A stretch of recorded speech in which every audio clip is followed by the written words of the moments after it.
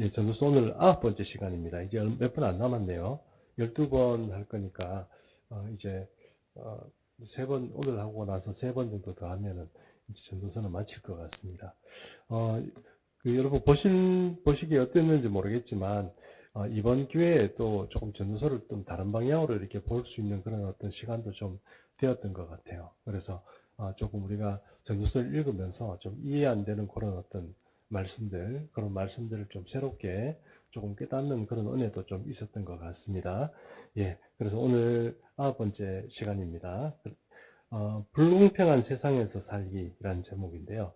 세상이 불공평한데 여기서 어떻게 살아갈 것인가 하는 그런 어떤 주제를 가지고 얘기해 보려고 합니다. 첫 번째, 마음 열기입니다. 직장이나 사회 혹은 교회, 공동체 안에서 법과 원칙을 무시하고 편법과 악행을 저지르는 그런 악인들이 도리어 득세하여 승승장구하고 법 없이도 살 만큼 정직한 사람이 억울하게 고난당하고 착취당하는 현실을 목격할 때 당신의 내면에서 솟구치는 가장 큰 분노와 또 영적 회의는 무엇인가요? 회의감은 무엇인가요? 그랬습니다.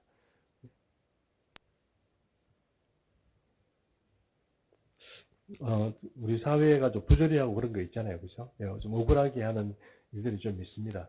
요즘 저는 최근에 정치 보면서 그런 생각이 좀 많이 들어요. 예전에 우리가 생각하는 어떤 정치는 좀 도덕적인 결함이 있으면 그 사람은 좀, 항상 뭔가 남들 앞에 나서는 게 좀 어려웠잖아요. 근데 요즘은 그렇지 않죠. 예, 그렇지 않고 좀 그런 것 같습니다. 그러면서 좀 더 큰 소리 치고 막 그런 거 보면, 어, 이게 제대로 되고 있는가 하는 생각이 좀 듭니다. 어쨌든 그런 사람들이 득세하고 또 세력을 잡으면 참, 이게 우리 생각에는 어떻습니까? 인과응보라고 했는데, 인과응보대로 그렇게 뭔가 좀, 되는 것이 아니고, 좀 뭐라고, 정말 사람의 편법이나 악한 꾀를 내고 수를 내는 사람이 정말 잘 되는 건가, 세상살이가. 그런 생각이 좀 들 때가 많이 있습니다. 그래서 오늘 그런 이야기들을 좀 해보려고 합니다. 말씀 읽기 한번 보겠습니다. 말씀 읽기 우리 교독하겠습니다. 네, 제가 한 절 읽고 여러분이 한 절 읽고 이렇게 하겠습니다. 오늘은 전도서 8장인데요. 8장 2절부터 합니다. 내가 권하노라 왕의 명령을 지키라. 이미 이미 하나님을 가리켜 맹세하였습니다. 왕 앞에서 물러가기를 급하게 하지 말며 악한 것을 일삼지 말라. 왕은 자기가 하고자 하는 것을 다 행함이니라. 왕의 말은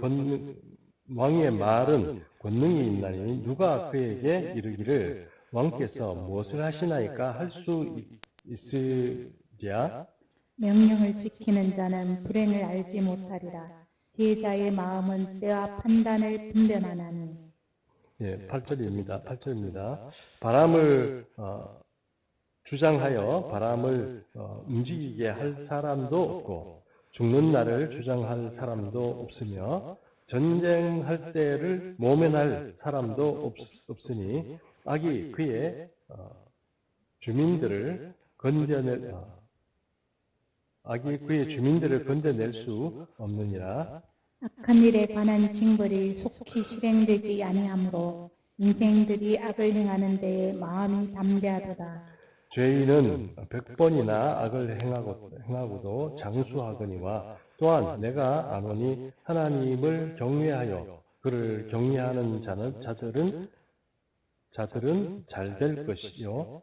악인은 잘되지 못하며 장수하지 못하고 그날이 그림자와 같으리니 이는 하나님을 경외하지 아니함이니라. 세상에서 행해지는 헛된 일이 있나니 곧 악인들의 행위에 따라 벌을 받는 의인도 있고 의인들의 행위에 따라 상을 받는 악인도 있다는 것이라. 내가 이르노니 이것도 헛되도다. 내가 마음을 다하여 지혜를 알고자 하며 세상에서 행해지는 일을 보았는데 밤낮으로 자지 못하는 자도 있도다. 또 내가 하나님의 모든 행사를 살펴보니 해 아래에서 행해지는 일을 사람이 능히 알아낼 수 없도다. 사람이 아무리 애써 알아보려고 할지라도 능히 알지 못하느니 비록 지혜자가 아노라 할지라도 능히 알아내지 못하리로다. 아멘. 예. 오늘 전도서 말씀 이렇게 살펴보고 오늘 내용들이 조금 이렇게 좀 단락별로 이렇게 좀 구분이 되죠, 그죠? 예, 한 세 군데 정도로 구분이 되는 것 같습니다. 자, 오늘 여기 이제 구분이 된 우리 중요한 내용들을 또 밑에서 다루고 있기 때문에 세 번째 한번 보겠습니다. 예화 및 사례 연구입니다. 악인에 대한 징벌의 지연이 주는 시험입니다. 권사님. 어느 마을에 무자비하고 탐욕스러운 고리대금업자가 살고 있었습니다. 그는 수많은 과부와 가난한 자들의 전 재산을 편법으로 갈취했고 온갖 악독한 짓을 일삼았습니다. 동네 사람들은 저런 악한 자는 당장 하늘에서 불벼락이 떨어지거나 끔찍한 질병에 걸려 심판을 받을 것이라 확신하며 저주했습니다. 그러나 사람들의 기대와 달리 그 아기는 대대손손 막대한 부를 누렸을 뿐 아니라 아무런 질병도 없이 90세가 넘도록 건강하게 장수하며 평안히 천수를 누리다 화려한 장례식 속에 묻혔습니다. 이 모습을 보며 마을의 경건한 청년들은 거대한 신앙적 회의감에 빠져 낙심했습니다. 전도자는 본문 11절에서 이 심각한 역사적 모순의 본질을 정면으로 통찰합니다. 악한 일에 관한 징벌이 속히 실행되지 아니하므로 인생들이 악을 행하는 데 마음이 담대하도다. 하나님의 공의로운 심판이 인간의 크로노스적 시간표대로 즉각 나타내지 않고 지연될 때 악인들은 심판이 없다 착각하며 더욱 대담하게 악을 삼고 어인들은 흔들립니다. 그러나 전도자는 12절과 13절에서 거대한 믿음의 선언을 던집니다. 죄인이 100번이나 악을 행하고도 장수할지라도 최종 결론은 분명 하나님을 경외하며 그를 경외하는 자들이 잘 될 것이며 악인은 그림자와 같이 결코 장수하지 못하고 허무하게 사라질 것이라는 영원한 종말론적 심판의 확신입니다. 네, 지금 오늘 이 어떤 포인트가 여기서 다 있다고 이렇게 보셔야 안 되겠나 싶습니다. 어떤 조직이 잘 되려고 하면요, 상벌 관계가 잘 되면 되거든요. 상벌 관계가. 그래서 어떤 조직이 잘 되면 예를 들어서 뭐 어떤 뭐 회사나 이렇게 회사 같은데 이렇게 직원들을 좀 독려하고 이러려면 상벌 이런 것들을 잘하면 됩니다. 그리고 또 어떤 조직이든지 보면 이렇게 일탈을 일삼는 사람들이 있어요. 뭐 예를 들어서 아침에 출근해가지고 저는 저 때는 그때 그런 게 좀 있었습니다만 아침에 출근해가지고 요즘은 그런 게 좀 없습니다. 옛날에는 그런 게 많았거든요. 특별히 영업 조직에 그런 게 많았습니다. 사람들이 출근해가지고 이따가 사우나 가는 거죠. 사우나 갔다가 무슨 전화해가지고 뭐 이대리 어디로 구두 가지고 와 이러고 그런 일들이 좀 많았거든요. 그러니 옛날에는 그런 게 또 한때 조금 우리나라가 한 80년대 그때 좀 산업화되고 이럴 때만 해도 직장 생활이 좀 그렇게 하는 게 좀 특별히 상사면들 그때 삼성물산 그다음에 대우물산 이런 거 있잖아요. 그런 회사들이 막 이렇게 활개치게 될 때 그렇게 많이 했거든요. 근데 그때 회사에 붙어가지고 열심히 하는 그런 조금 사람들이 있잖아요. 그런 사람이 잘 되느냐? 잘 되면 좋겠는데 그런 사람들이 잘 발표해요. 보면 희한하죠. 예, 오히려 사우나 하러 다니고 밖에 나가지고 좀 이렇게 골프 치러 다니고 직장 생활하는 사람인데도 그렇게 하는 사람이 있잖아요. 그래가지고 어디 울릉뚱땅 해가지고 중소기업 이런 거 이렇게 물건 이렇게 해가지고 하여튼 그런 것들이 좀 많았던 것 같아요. 그런데 이제 그런 조직들을 이렇게 보면서 지금 우리가 생각할 때 뭔가 좀 잘 되고 안 되는 그런 조직이 잘 되고 공동체 잘 되려고 그러면 상벌 관계가 명확하면 되거든요. 그래서 상벌 관계가 명확하다는 얘기는 잘하는 사람은 상 주고 어떤 어드밴티지를 주고 또 잘 못하고 일탈을 일삼는 사람들에게는 벌을 주는 거죠. 페널티를 주고 이렇게 하는 거죠. 월급을 깎아버리다든가 이런 식으로 그렇게 하면 되는데 그게 쉽지 않고 또 회사 입장에서 보면 저 사람이 정말 성실하게 열심히 해. 또 이 사람은 뭔가 얼렁뚱땅하는 것 같아. 근데 나중에 성과는 어때요? 이 사람이 좋아요. 그럼 회사 입장에는 어떻게 해요? 이 사람을 대우해줘야 돼. 이 사람을 대우해줘야 돼. 이 사람을 대우해줘요. 그리고 이 사람은 점점 착하고 선하게 조직에 붙어 있는 사람, 이런 사람들을 회사와 사회 같은 경우는 그 사람이 착하다, 잘한다 이렇게 생각하고 성실하구나 이렇게 판단하는 게 아닙니다. 능력하다 이렇게 생각해요. 자기의 어떤 그런 세계에 갇혀가지고 별로 못한다 이렇게 판단하더라고요. 그게 세상살이인 것 같아요. 그런 세상에서 어떤 뭔가 양심 바르고 뭐 이렇게 하는 사람이 직장 생활을 이렇게 하면 그 사람이 잘 될 것 같지만 잘 안 됩니다. 그리고 그러다 보니까 회사 생활 이런 그 이익이나 이런 것들을 추구하는 그런 단체들 보면 결국은 조금 뭔가 성과를 내는 사람 그런 사람 위주로 가게 되고 그 성과라는 게 또 뭔가 얼렁뚱땅 말은 좀 용서하시고 들으십시오. 다 그렇다는 건 아니고요. 일부 그렇다는 겁니다. 그렇게 하는 사람이 잘 되고, 그럼 그 사람들이 회사 내에서 상당한 입지를 가지고 오랫동안 이렇게 잘 살게 됩니다. 그런 것들 보면은 좀 사람들한테 좀 많이 흔들리죠. 저 사람이 분명히 밖에 나가지고 지금 놀다가 왔는데, 나는 지금 하루 종일 붙어가지고 뭐 회사 일을 하는데 저 사람 이렇게 막 와가지고 막 큰 소리 치고 뭐 이거 저거 다 해놨어 이러고 막 남아가지고 있는 사람한테 그러고 그런 거 보면 좀 회의감이 느껴지죠. 네, 그런 시대가 있습니다. 그런 거를 보면서 이제 오늘 이 말씀하는데 전도서의 솔로몬이 답을 딱 주고 있거든요. 답을 딱 줍니다. 답을 주는 게 참, 저는 좀 대단한 어떤 실력이라고 생각하는데, 이 답이 뭐라고 얘기하고 있습니까?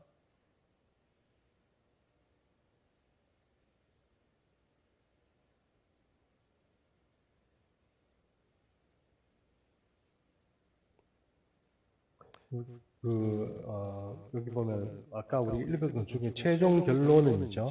최종 결론은 분명히 하나님을 경외하며 그를 경외하는 자들이 잘 되고, 또 악인은 그림자와 같이 결코 장수하지 못하고 허무하게 사라질 것이다. 이렇게 말합니다. 비교 지금 현재 상태로 그렇지 않은데 뭐 그러냐 이렇게 얘기할지 모르지만 일전에 누가 뭡니까 시편 기자가 말한 것처럼 시편 기자 얘기 한번 말씀드린 적 있죠. 시편 기자가 지금 시편 몇 편인지 기억이 잘 안 납니다. 그 제사장이죠.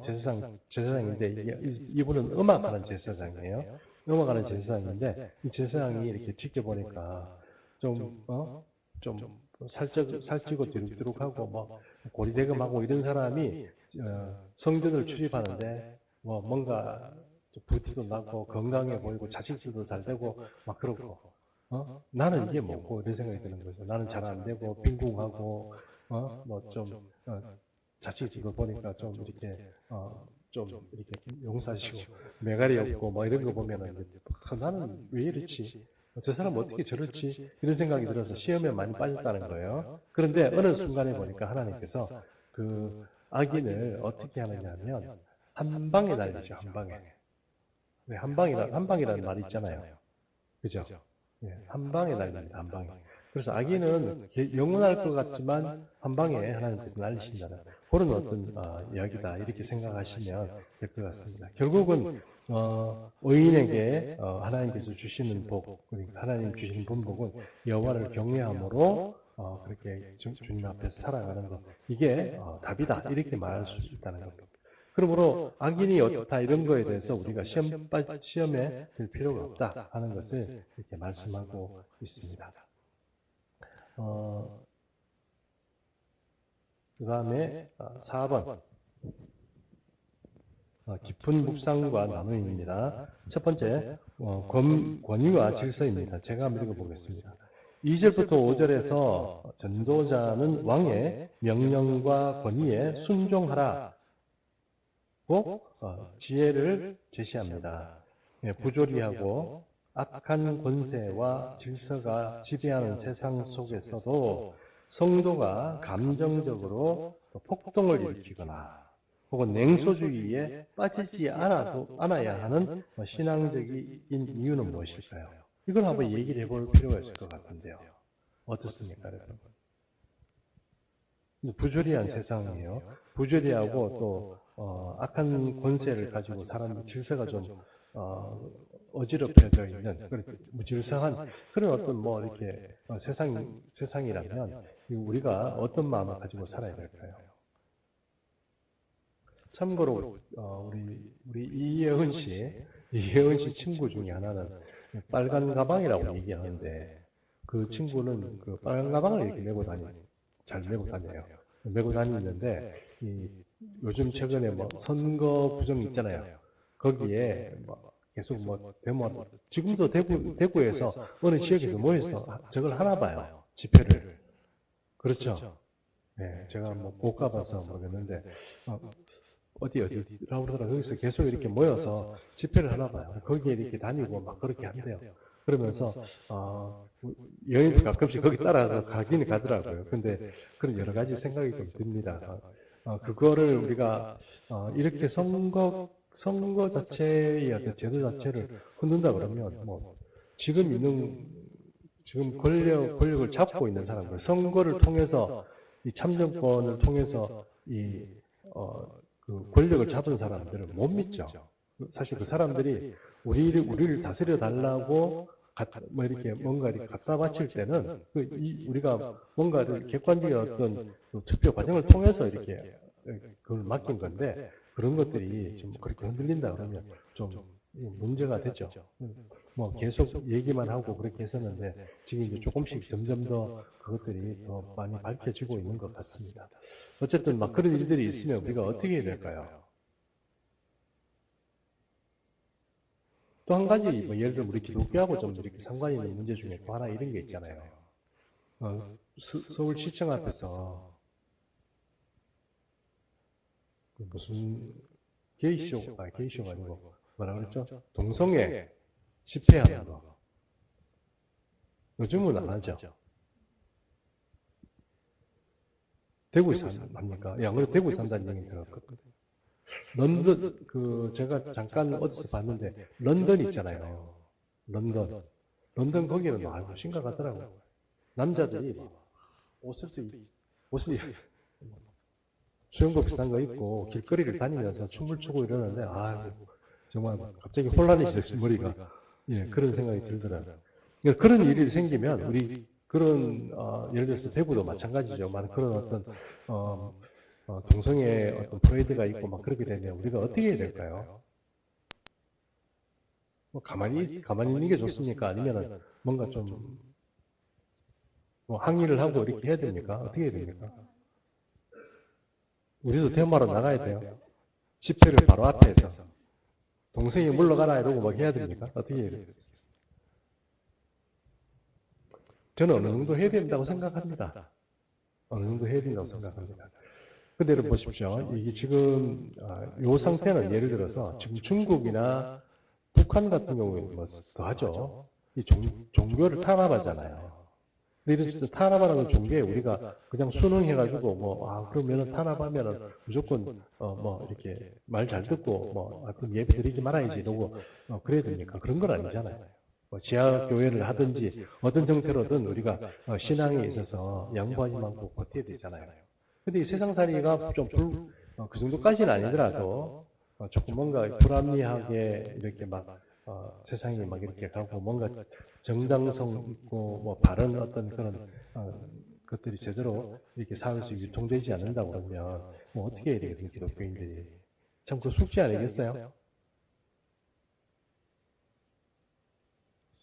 아닙니까 숙제? 제가 아는 어떤 교회에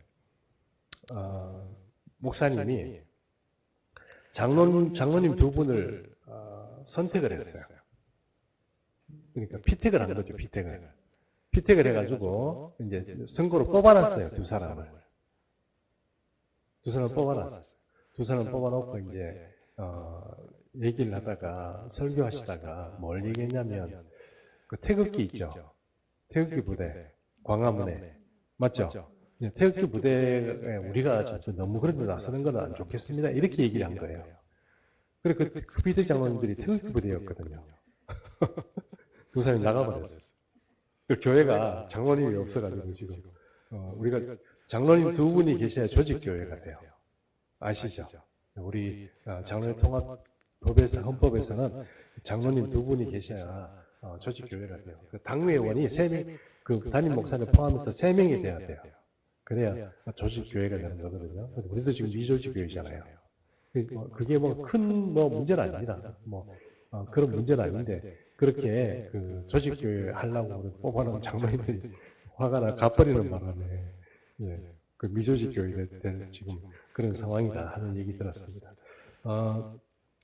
입장이 좀 틀리죠. 입장이 틀리고 막 생각이 좀 틀립니다만 너무 조용히 있는 것도 좀 문제고요. 어떤 우리가 좀 조직적이고 어떤 활발한 어떤 그런 저항 운동도 사실 할 필요가 있다고 생각해요. 근데 무조건 우리가 폭동을 일으키고 막 이렇게 하면 곤란하겠죠. 우리나라는 조금 틀립니다만 우리나라는 좀 틀립니다만 미국 같은 경우에는 이게 데모를 하잖아요. 그럼 반드시 폭동이 일어나요.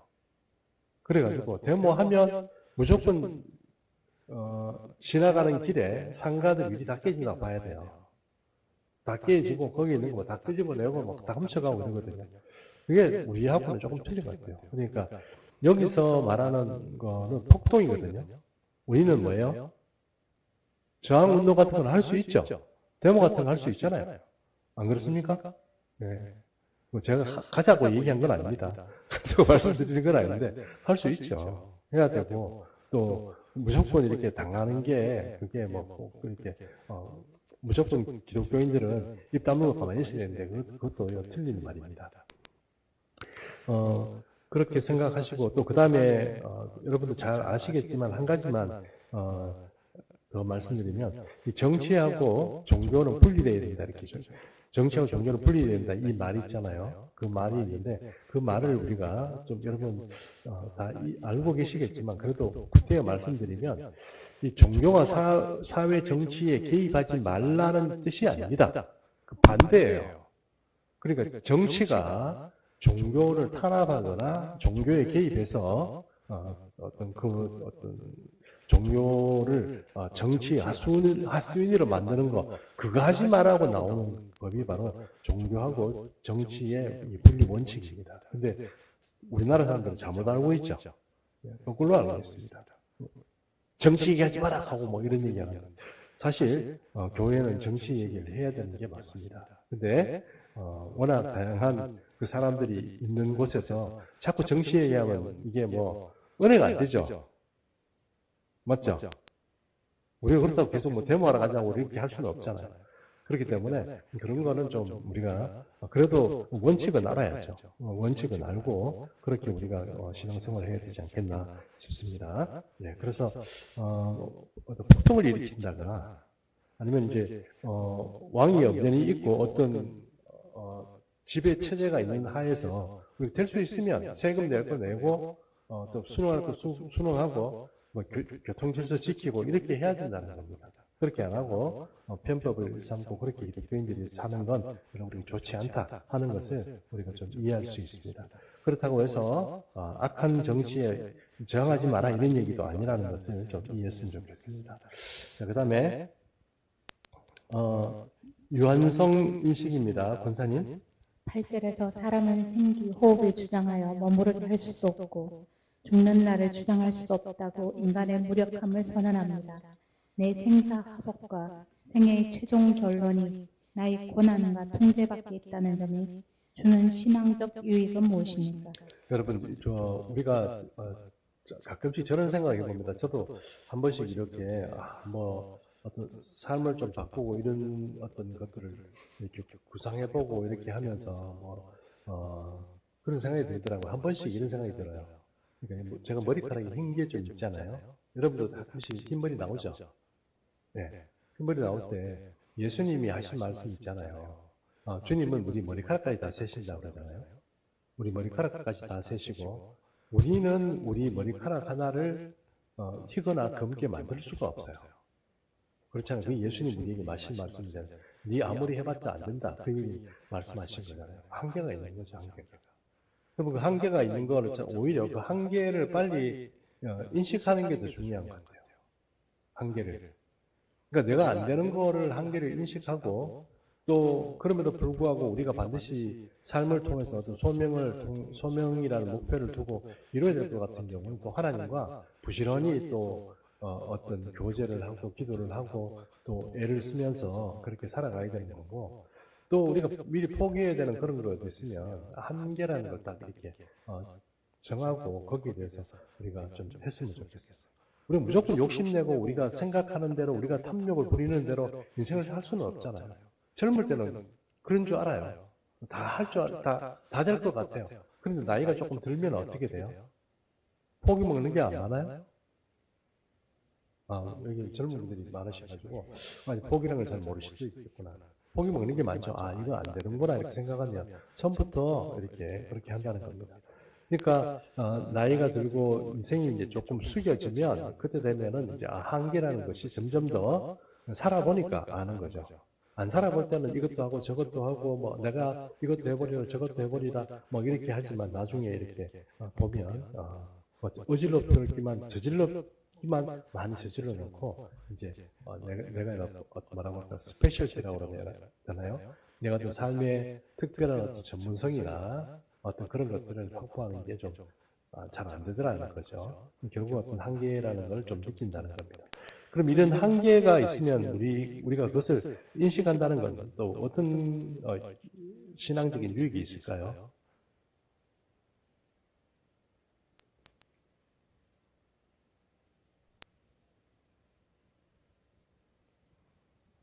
너무 조용합니다. 예, 신앙적 유익이 있죠. 그 한계를 가지고 주님 앞에 나갈 때 그런 생각이 많이 듭니다.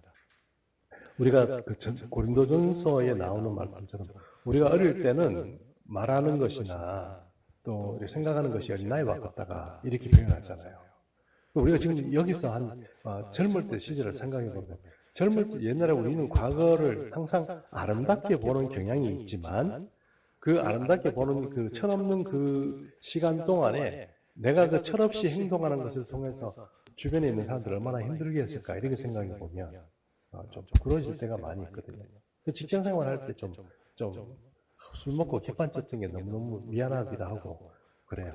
또 우리 여직원들 중에 그러니까 회사에 있는 여직원들 중에도 저를 좀 이렇게 좋게 보고 따르는 그런 여직원들이 많았거든요. 크리스찬이었어요.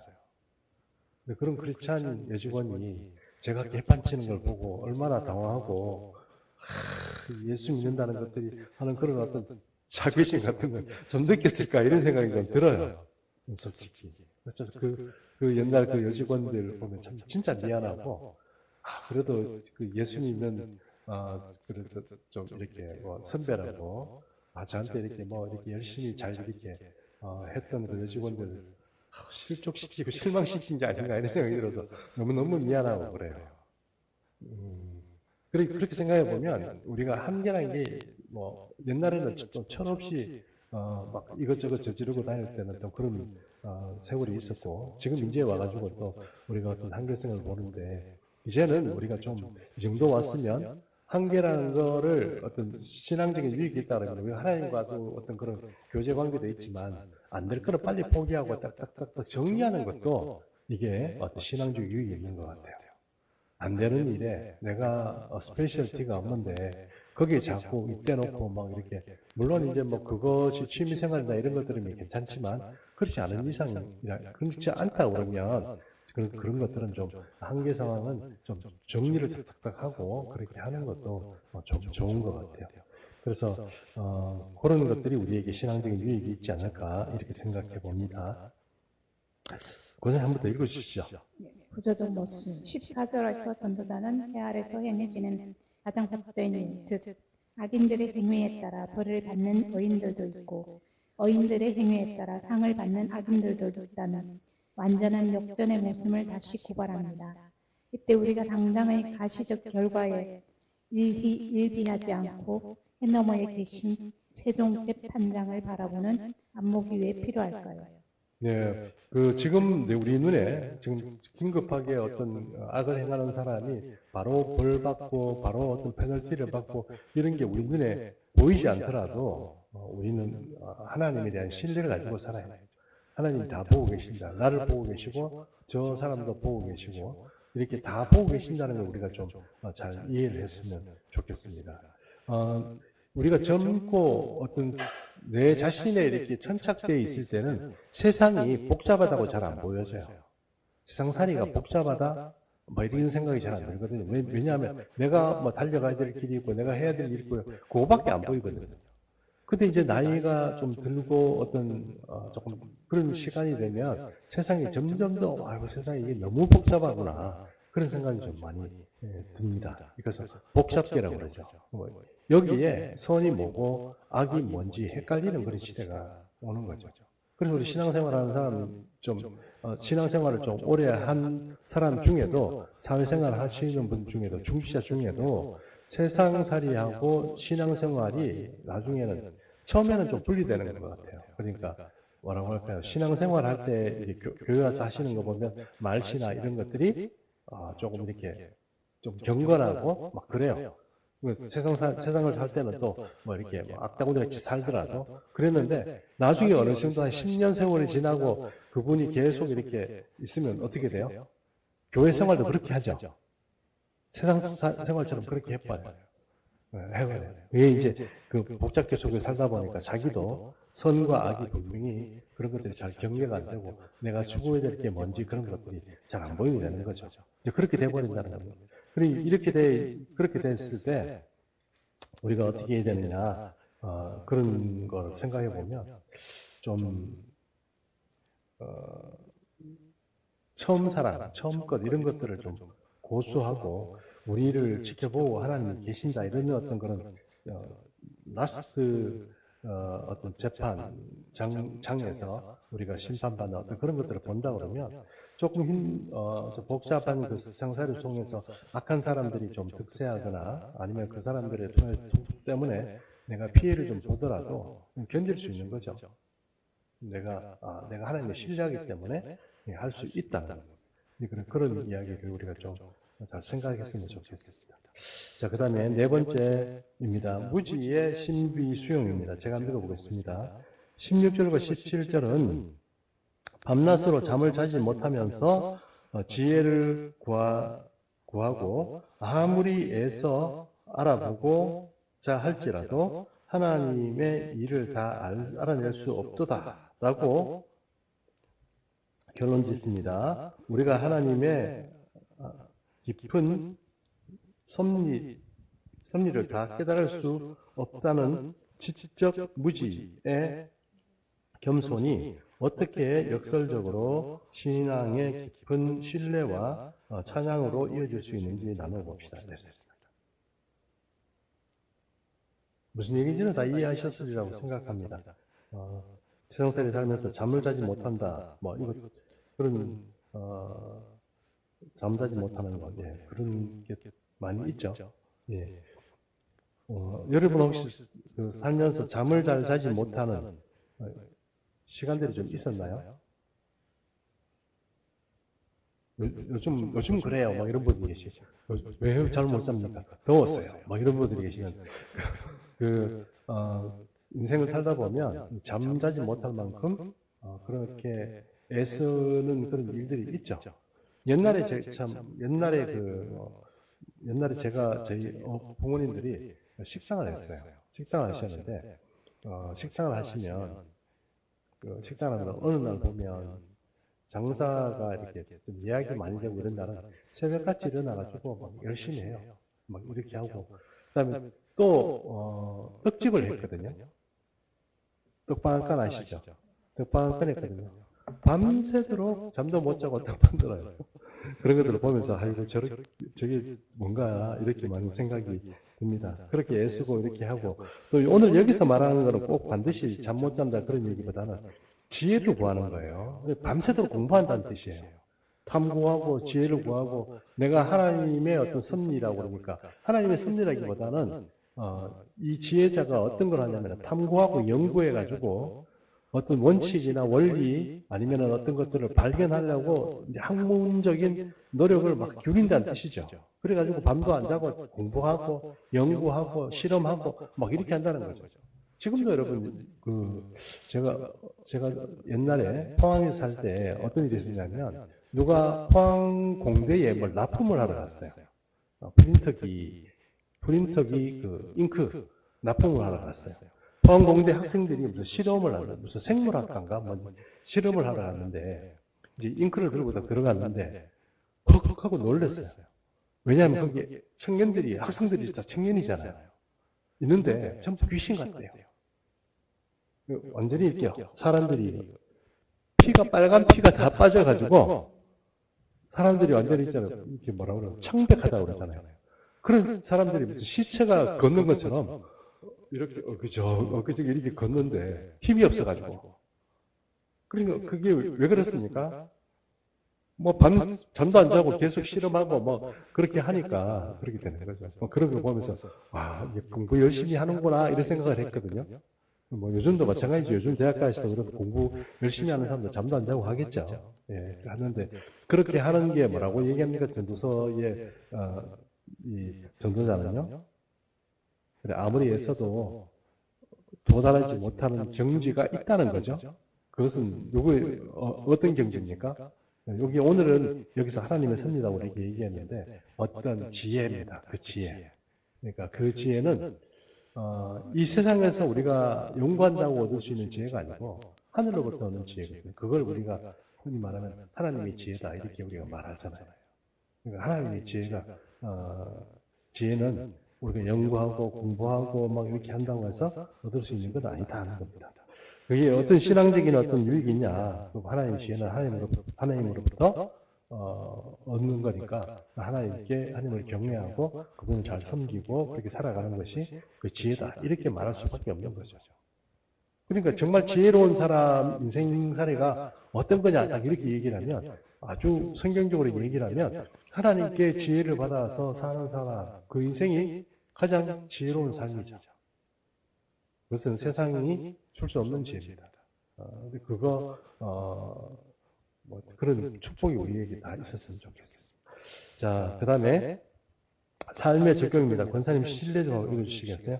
내 주변의 불공평한 현실 혹은 내 삶에 찾아온 이해할 수 없는 억울한 고난 때문에 하나님은 과연 살아계시는가? 왜 악인은 당장 심판하지 않으시는가라 하며 하나님에 대한 신뢰가 뿌리쳐 흔들렸던 영역이 있다면 무엇인가요? 예, 그런 영역이 있으면 무엇입니까? 뭐 한두 가지가 아닙니다. 이렇게 말씀드릴 수 있을 것 같습니다. 삶 살다 보면 저럴 수 있겠구나 하는 어떤 그런 영역이 있죠. 한번 보시고 한번 살면서 이렇게 지켜보시면서 오늘 이 일을 좀 기억했으면 좋겠습니다.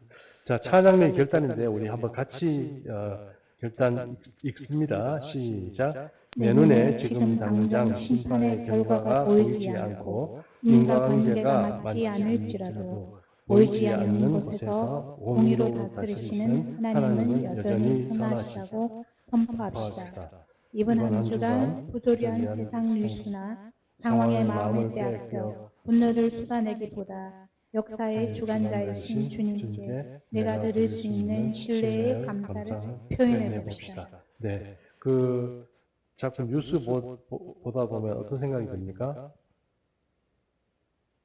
자꾸 욕하죠.